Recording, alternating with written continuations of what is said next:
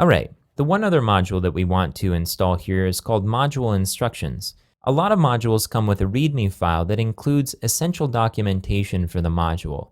Sometimes a module will include help, like Administration module has here, but more often than not, after a module is created, this help section is kind of an afterthought, and there's not always time to build it. But most of the time, there will be a README file. To access this README file, you usually have to go through the file system, find the module that you're working with, and open it up from there. But what the Module Instructions module does is it adds a link here to the README file if it exists. It also adds a link to an install file, which can include critical instructions on setting up the environment for a particular module. Let's do a quick search for it on Google. We're going to search Drupal Module Instructions, and I'm going to hit enter. And I'll go to this first link here. So here's the module instructions page. You can see from this image that it adds the README and install links right next to the other operations like permissions and help.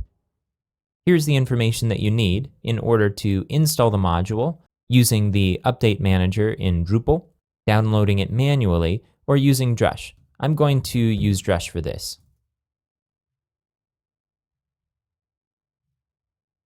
Now, if you installed using Drush, you may need to refresh the modules listing page, which I'm doing now. And now you can see we have a link here to README for the administration menu module. And if we click it, it will take us to an overlay that includes the text in the README file. So you can see there's some great information here. There's a summary of what the module does. There's some requirements listings. Of course, for this, there's none. How to install, you can see that it includes information about how you disable the toolbar module. There's explanations about how to configure the module, all kinds of stuff. And you'll find that this is common among the various modules. I'm going to click back to go back to the modules listings page. If we scroll down, you can see that there's README files for a lot of these modules, which is really handy. So if you find yourself getting stuck or wanting to know more about what a module does, this is a great place to begin.